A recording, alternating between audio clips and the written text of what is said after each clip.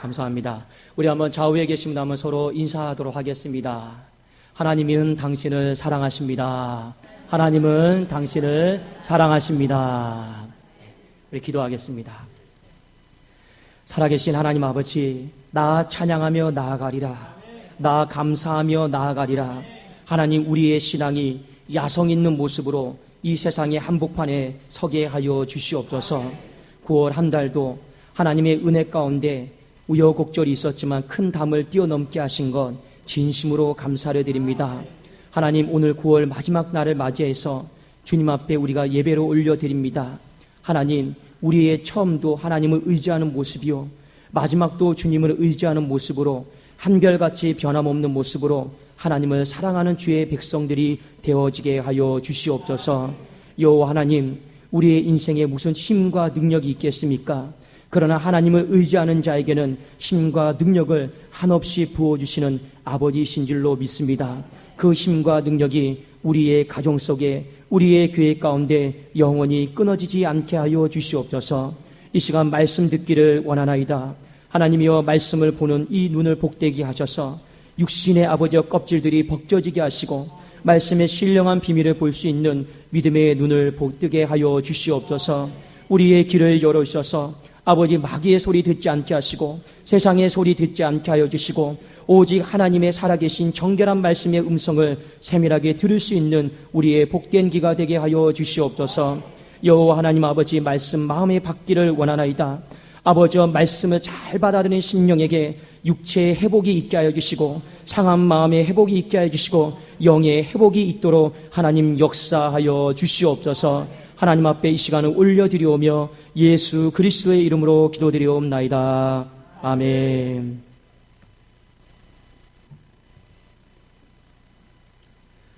오늘 십자가의 능력이 나타나는 삶, 주라, 이 말씀을 가지고 함께 은혜를 나누고자 합니다. 바울이 예루살렘과 로마를 떠나기 전에 에베소에 있는 장로들을 다 불렀습니다. 다 불러서 고별 설교를 했습니다. 여러분, 고별 설교다라고 하는 것은 인생의 마지막으로 하는 설교요, 유언과 같은 설교입니다. 그거는 그 듣는 사람들이 이 설교의 내용은 꼭 기억하면 좋겠다, 영원히 잊지 않았으면 좋겠다, 그 유언하는 마음으로 하는 설교가 고별 설교의 내용인 것이죠. 근데 오늘 고별 설교의 내용이 그 주제가 있어요. 그러면 바울은 에베소 교회를 향해서 어떤 메시지를 죽는 날까지 잊지 않기를 원했을까를 우리가 한번 살펴볼 필요가 있습니다. 바울이 에베소 교회를 향해서 했던 고별 설교의 내용은요, 딱 하나였습니다. 나는 평생 하나님께 드리는 삶을 살았다. 그리고 나는 평생 교회를 위해서 주는 삶을 살았다. 이것이 고별 설교의 내용이었습니다. 우리 한번 사도행전 20장 18절과 19절 한번 같이 한번 보겠습니다. 함께 읽어볼까요? 18절과 19절입니다. 시작.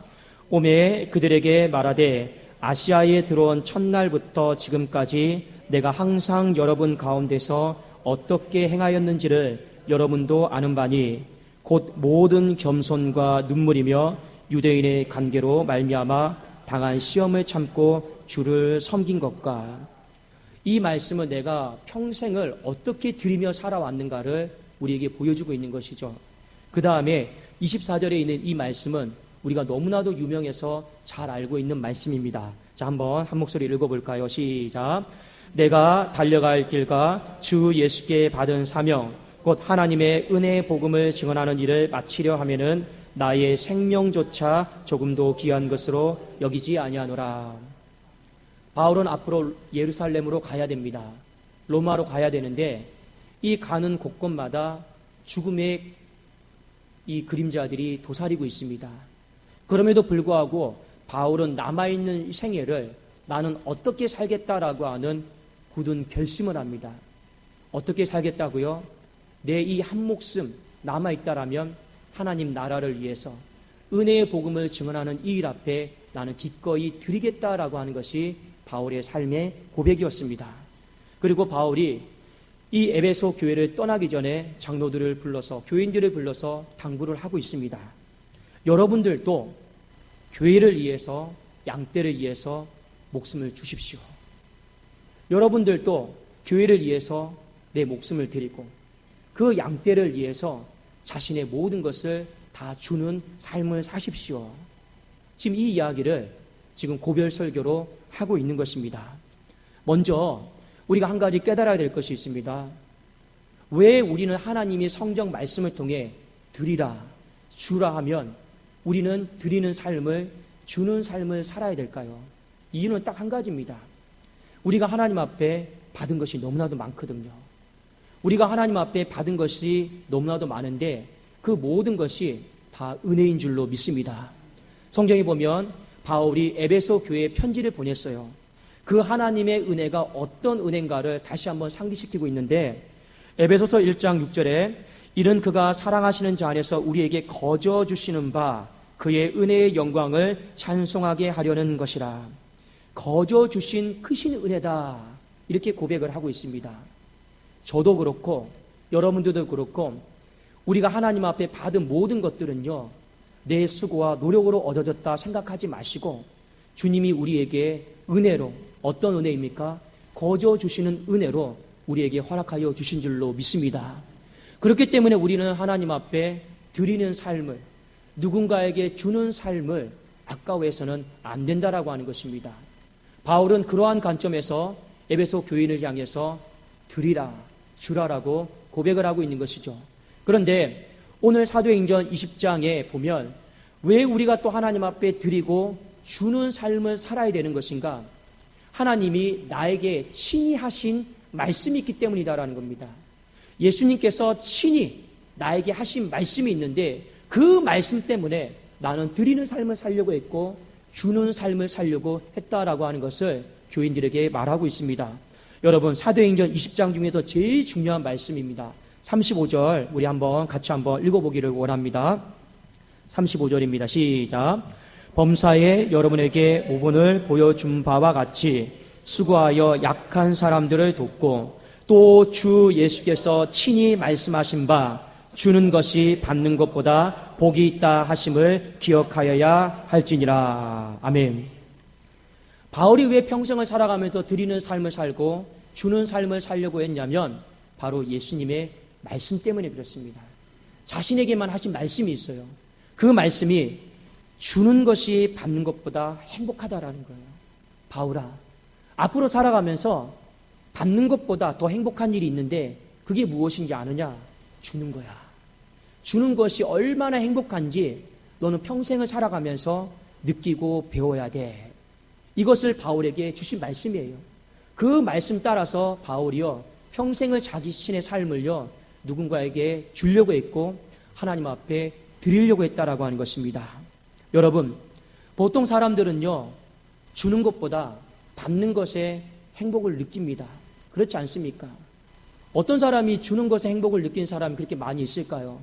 그냥 누가 나에게 1,000원짜리 하나라도 주면, 10,000원짜리 하나라도 주면 그냥 우리는요, 그냥 기쁘고 행복한 거예요. 그렇지 않습니까? 저는 살면서 가장 부러운 사람이 누구냐면 주는 것에 행복을 느끼는 사람이 너무 부럽더라고요.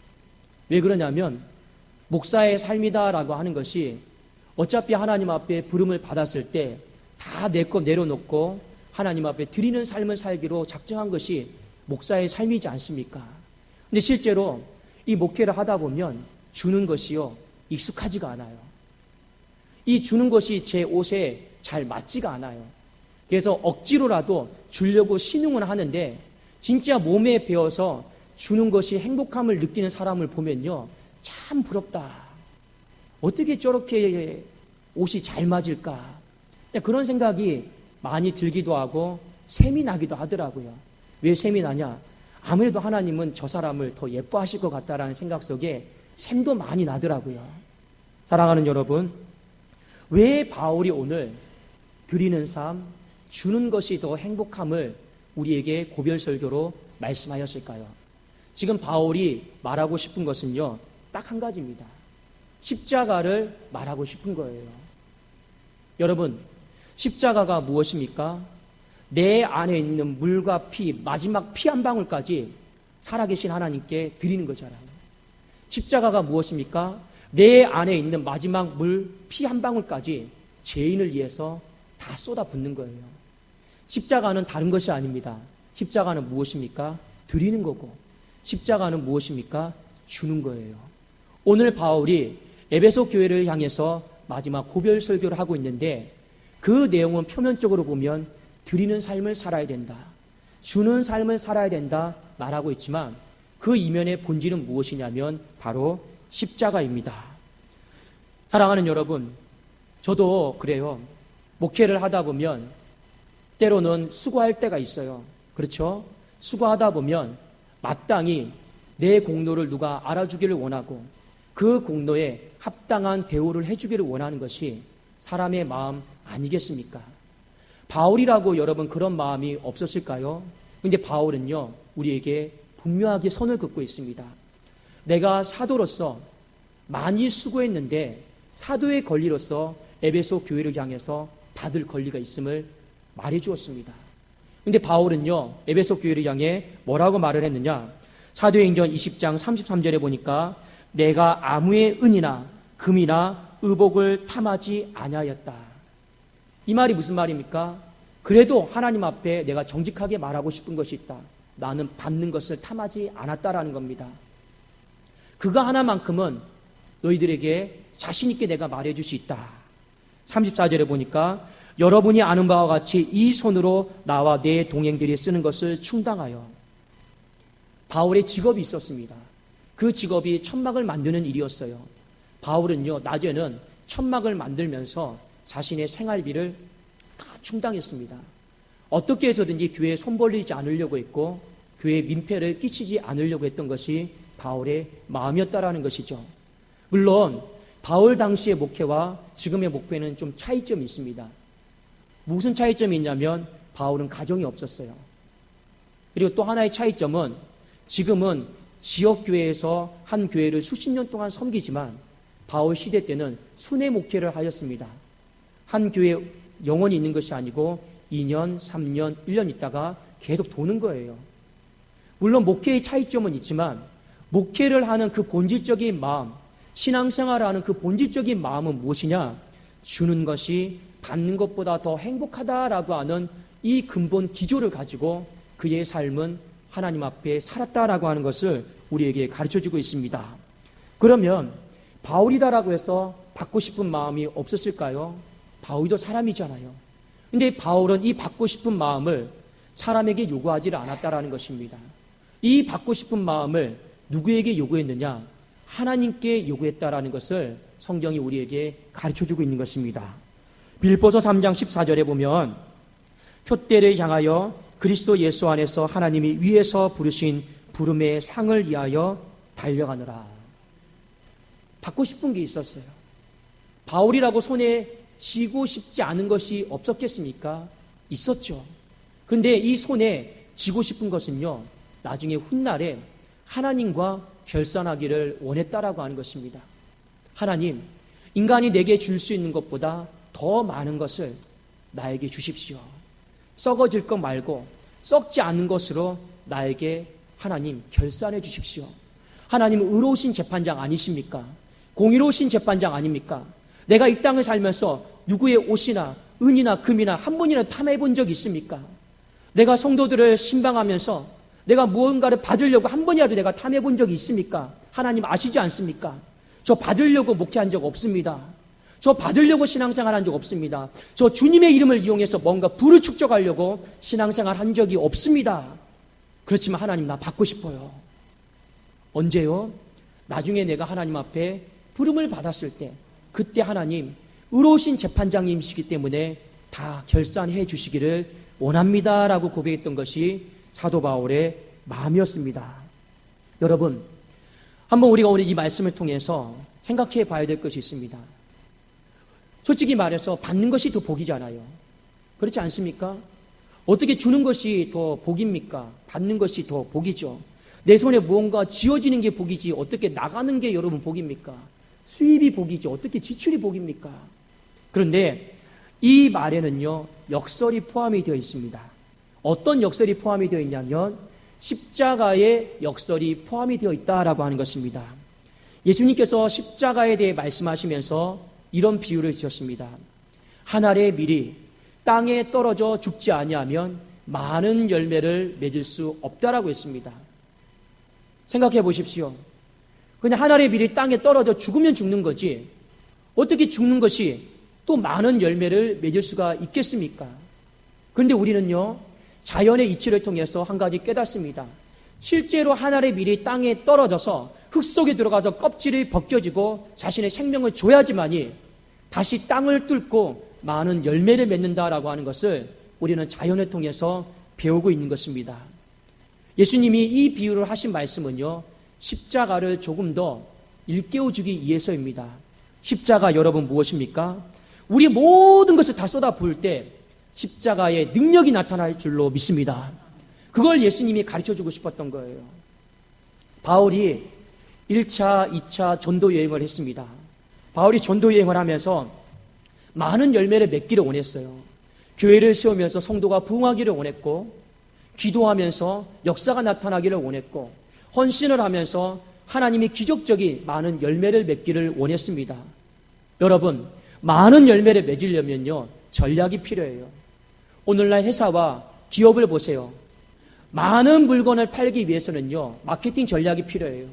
많은 물건을 팔기 위해서는요, 소비자의 심리를 알아야 돼요. 판매 전략이 필요한 거죠.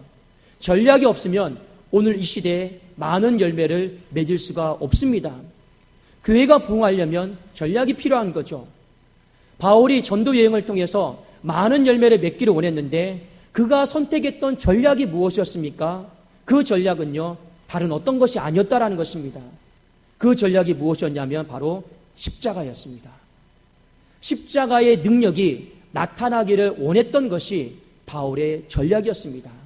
그래도 바울은요, 이 십자가다라고 하는 전략을 선택을 하고 자신의 삶을요, 다 드렸어요. 그리고 다 주었습니다. 왜냐하면 십자가가 무엇입니까? 한 알의 밀이 땅에 떨어져 죽을 때, 드릴 때, 줄 때 많은 열매가 맺히는 것이 십자가의 능력이 아니겠습니까? 그래서 바울이 썼던 서신서를 보면 이런 말들이 굉장히 많이 나옵니다. 내가 다른 사도들보다 더 많이 수고했다. 어떻게 교만하게 그런 말을 할 수 있을까 우리 생각할지 모릅니다. 그러나 이것은요, 바울이 내가 하나님 앞에 은혜를 기억하면서 십자가가 내 삶에 나타나도록 하기 위해서 내가 그만큼 헌신하고 애썼다라고 하는 것을 보여주기 위함인 것이죠. 바울은요, 하나님이 자신에게 주신 재능, 달란트, 그 어떤 것 하나 땅에 묻어두지 않고 다 쏟아내었습니다. 예수님을 알고 난 이후에 로마의 시민권이 뭐가 필요합니까? 로마의 언어가 무엇이 필요합니까? 그런데요, 바울은요, 그거 안 버렸어요. 그거 가지고요, 나중에 또 영혼 구원을 위해서요, 로마 언어를 썼고 로마 시민권을 사용했습니다. 그것을 귀하게 여기진 않았지만 하나님이 자신에게 주신 시간, 물질, 재능, 모든 것들 다 있잖아요. 심지어 아까 천막 만드는 일조차도, 자신의 직업조차도 목회자가 되었다고 해서 바꾸지 않고 그걸 통해서요, 브리스길라와 아굴라라고 하는 이 부부를 전도하는 데 썼다라고 하는 것입니다. 그의 인생은요, 하나님 앞에 다 드렸고, 그리고 공동체 안에 서로에게 다 주는 이 십자가다라고 하는 전략을 선택을 했다라고 하는 것입니다. 여러분, 왜 바울이 고별 설교의 내용 중에서 주는 것이 받는 것보다 더 행복하다라고 하는 이 설교를 굳이 했을까요? 그것은요, 이 에베소 교회가 가장 필요한 것이 십자가의 능력이기 때문입니다. 이 설교가 오늘 이 시대에 왜 그렇게 필요할까요? 오늘 이 시대에 가장 필요한 것이 바로 십자가의 능력이기 때문에 그렇습니다. 여러분, 한번 오늘 우리가 살아가는 시대를 보십시오. 말씀이 얼마나 많이 있습니까? 유튜브나 기독교 방송이나 홈페이지에 들어가면요, 말씀이 쏟아져요. 기도, 얼마나 사람들이 기도 잘합니까? 그리고 이 기도의 뜨거움을 지피기 위해서 관련된 집회들이 얼마나 많이 있습니까? 찬양? 여러분, 중고등부 학생들, 청소년들에게 맞는 그 찬양 집회들 화요, 목요, 금요 찬양들 얼마나 많이 있습니까? 찬양대요? 대형교회 가보세요. 그냥 오케스트라 같아요. 얼마나 멋진 찬양대도 많이 있습니까? 그런데 이상하게 우리는 말씀도 많고 기도도 많고 찬송도 많고 다 많은데 뭔가 이상하게 한 가지 부족함을 느끼고 있습니다. 그 부족함이 뭘까요? 바로 십자가 능력은 점점 없어져 가고 있다는 것입니다. 뭘 보면 여러분 알 수 있는지 아십니까? 그렇게 말씀은 많이 듣고 기도 생활도 많이 하고 여러분 경건 생활은 많이 하는데 세상 사람들이 크리스찬을 향해서 지탄합니다. 믿는 사람들이 더 밝힌다. 믿는 사람들이 더 받으려고 한다. 믿는 사람들이 더 이기적이다. 믿는 사람들이 더 자기 것 챙긴다. 이런 말들이 교회 안에서 하는 말이 아니고 세상이 교회를 향해서 하는 말입니다. 무슨 말일까요? 말씀은 더 많이 듣고 기도는 더 많이 하고 경건 생활은 많이 있는 것 같은데 우리 안에 십자가가 없는 거예요. 십자가의 정신이 없고 십자가의 능력이 없는 거예요. 십자가는 무엇입니까? 주는 거잖아요. 드리는 거잖아요. 우리가 세상을 향해서도 우리가 주는 삶을 살았다라면 세상이 우리를 향해서 이기적이다, 밝힌다, 받으려고만 한다 이런 말을 할까요? 그런 말 하지 않죠. 근데 점점 우리는 그런 지탄 속에 살아가고 있는 시대 속에 살고 있습니다. 문제가 무엇입니까? 우리 안에 겉은 화려했지만 십자가 정신, 이 십자가 능력은 점점 퇴색되어져 가고 사라져 가고 있다라고 하는 것이 문제라고 하는 것입니다. 사랑하는 여러분, 모두가 다 그런 것은 아니지만 우리 개인이 하나님 앞에서 더 드리려고 합니까? 하나님 앞에서 받으려고 합니까? 우리가 서로에게 어떻게든 더 받으려고 합니까? 주려고 합니까? 사도행전에 나오는 초대교회의 모습을 보면 한 가지 특징적인 것이 있습니다. 자, 이 모습을 여러분 잘 보셔야 됩니다. 우리 한번 성경 찾아보기를 원하는데 사도행전 2장 44절과 45절에 있는 말씀입니다. 44절과 45절에 있는 말씀. 자, 우리 함께 보기를 원합니다. 읽어볼까요? 시작. 믿는 사람이 다 함께 있어 모든 물건을 서로 통용하고 또 재산과 소유를 팔아 각 사람의 필요를 따라 나눠주며. 초대교회 한 단면의 모습입니다. 이 모습이 어떤 모습입니까? 주기를 좋아하는 모습이에요. 주는 것을 좋아하는 모습이에요. 제가 아까 말씀드렸죠. 주는 것을 좋아하면요, 십자가 정신이 구현이 되는 거예요.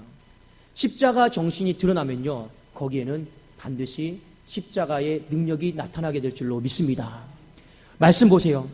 주기만 했는데 2장 47절에 보니까 어떤 결과가 일어났나 여러분 보십시오. 자, 우리 47절 같이 한번 읽어보겠습니다. 시작. 하나님을 찬미하며 또 온 백성에게 칭송을 받으니 주께서 구원받는 사람을 날마다 더하게 하시니라. 여러분, 주는 거하고 부흥하고 무슨 상관이 있어요? 아무 상관없는 거예요. 부흥은 나가서 전도해야죠. 모셔와야죠. 그게 부흥이잖아요.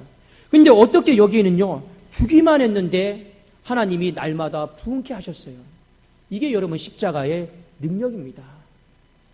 이 초대교회 사람들은요, 단순히 준다 이 정도가 아니고 이것은요, 십자가예요. 십자가 정신을 구현해낸 것이고 이 삶 속에 하나님은요, 십자가의 능력이 그들의 매일매일의 삶 가운데 나타나게 하셨다라고 하는 것입니다. 여러분, 바울이 에베소 교회를 참 많이 사랑했어요. 끔찍히 사랑했어요. 그런데 자신이 이제 예루살렘을 거쳐서 로마로 가면 다시는 에베소로 못 돌아옵니다. 그러니까 마음이 얼마나 안타깝겠어요. 그리고 하나님이 바울로 하여금 에베소 교회의 미래를 보게 하셨습니다. 미래를 봤는데 이 에베소 교회 바울이 떠난 이후에 이 사탄과 어둠의 영들이 무차별적으로 에베소 교회를 공격해오는 걸 본 거예요. 그래서 성경 말씀해 보니까 이 사나운 이리떼들이 와가지고 득실득실 해가지고 이 교회를 문란하게 하고 흔드는 내용을 하나님이 바울에게 보여주신 거예요. 바울이 끝까지 이 교회에 남아있으면 막아내겠지만 그는 이제 떠나고 나면 다시 돌아오지를 못하잖아요. 그러니까 이 교회를 어떻게 지킬 수 있을까? 노심초사하고 있는 이 마음속에 에베소 장로들을 불러서 교인들을 불러서 이야기하는 거죠. 너희들, 내가 평생을 살아오면서 하나님 앞에 내 목숨을 다 드렸다. 내가 너희들에게 3년 동안 가르치면서 다 주지 않았느냐? 그것을 모범을 삼아서 너희들도, 여러분들도 교회를 위해서 다 드리고 서로를 위해서, 양떼를 위해서 다 주십시오. 이건 드리느냐 안 드리느냐 이 문제가 아니에요. 지금 바울이 에베소 교회를 향해서 뭘 말하고 싶은 겁니까? 십자가의 능력이 나타나지 않으면 그 영적인 어둠의 권세들을 막아낼 수가 없습니다. 지금 그 이야기를 하고 싶은 거예요. 여러분, 우리는 육의 사람입니다. 이 어둠의 영은요, 마귀는요, 영이에요. 영. 보이지가 않아요. 어떻게 보이지 않는 적을 우리가 이길 수 있겠습니까? 100점 100패예요. 그런데 우리가 이 영의 세계를, 어둠의 세계를, 사탄의 세계를 이길 수 있는 방법은 딱 한 가지밖에 없어요. 우리 주님께서 갈보리 언덕에서, 골고다 언덕에서 이 십자가를 지시면서 이 마귀의 권세를, 사탄의 머리를 다 부수셨습니다. 십자가의 능력으로 이기신 줄로 믿습니다. 그 십자가의 능력만이 어둠의 권세를 이길 수 있기 때문에 에베소 교회를 향해서 어떻게 해서든지 십자가의 능력이 나타나는 삶을 살아야 된다. 살아내야 된다라고 하는 것을 이 고별 설교의 내용으로 유언처럼 하고 있는 것이 아니겠습니까? 여러분, 바울이요, 훗날에 예루살렘을 거쳐서 로마로 갔습니다. 성령이 바울에게 말씀하셨어요. 너 가면 죽는다. 너 가면 죽는다. 근데 바울은요, 그게 내 사명이기 때문에 죽는 줄 알고 그 길에 갔어요. 그리고 로마 황제 가이사 앞에 섰습니다. 내가 로마의 시민권을 가진 사람인데 황제 앞에 상소하고 복음을 전하다가 전승에 따르면 이 바울이 순교를 당했는데 목에 톱을 켜서 죽었습니다. 순교당했습니다. 한 사람이 자신의 목숨을요, 이 마지막에 세상의 한복판에서 드린 거예요. 그런데 여러분, 놀라운 일이 벌어졌습니다. 어떤 일이 벌어진지 아십니까? 거의 근 300년 동안 이 로마가 기독교를 그렇게 박해했습니다. 얼마나 심하게 박해했는지 몰라요. 그래서 로마 시대에 카타콤이다라고 하는 것이 생겼습니다. 이 카타콤이 무엇이냐면 지하 동굴 피난처예요. 이 지상에서 살 수가 없었어요. 왜냐하면 크리스찬들에게는 물건도 안 팔아요. 먹을 것도 안 팔아요. 얼마나 핍박하는 심한지 다 불태워 죽이고 불질러 죽이고 살 수가 없는 거예요. 전부 다 그래도 카타콤을 다 들어가서 아이 낳고 이 몇 세대를 산 거예요. 자신의 목숨을 다 죽은 거예요. 빛도 보지 못하고. 근데 여러분, 한 사람이 십자가 정신을 구현해냈습니다. 하나님이 로마에 능력을 나타냈을까요? 안 냈을까요? 이 로마라고 하는 나라에 아버지의 능력이 나타났습니다. AD 313년에, 주 313년에 로마의 종교가, 국교가 기독교로 공인이 됩니다. 열매를 맺은 거죠. 여러분, 어떻게 맺은지 아십니까? 황제가 중요한 전쟁을 앞두고 있었습니다. 이방 나라와. 그런데 자신의 힘과 능력으로 이게 힘이 안 보이는 거예요. 밤에 꿈을 꿨어요. 하나님이 십자가가 그려진 깃발을 꿈을 꾸게 하셨습니다. 그 황제에게. 그리고 네가 이 깃발을 쳐다보고 붙들면 내가 너를 살려주겠다. 이기겠다. 이기게 해주겠다. 그 꿈을 꾼 거예요. 황제가 고민을 했겠죠. 내가 핍박하는 종교인데. 그런데 꿈이 이상하잖아요. 그 꿈 붙들고 그 꿈의 본대로 깃발을 만들어가지고 전쟁에 나갔어요. 그런데 그 전쟁에서, 이길 수 없는 전쟁에서 승리한 거였습니다. 돌아와서 이것을 기념하고 이것을 깨닫고 나서 그 황제가 로마를, 이 기독교를 국교로 공인을 했습니다. 그게 역사적으로 313년이에요. 여러분, 그게 한순간에 일어난 일이겠습니까? 아니죠. 바울이 내 마지막 남은 목숨을 하나님 앞에 드리겠습니다. 교회를 위해서 내가 다 주겠습니다. 그때 여러분, 십자가의 능력이 나타난 줄로 믿습니다. 많은 열매가 나타난 거예요. 오늘을 살아가면서 여러분, 정말 우리의 삶 속에 십자가의 능력이 충만하게 나타나기를 예수님의 이름으로 축원합니다. 말씀을 듣는 것보다 설교하는 것보다 더 중요한 건 이 말씀에 십자가의 능력이 나타나야 돼요. 기도하는 것보다 더 중요한 건 기도할 때 십자가의 능력이 나타나야 되는 거예요.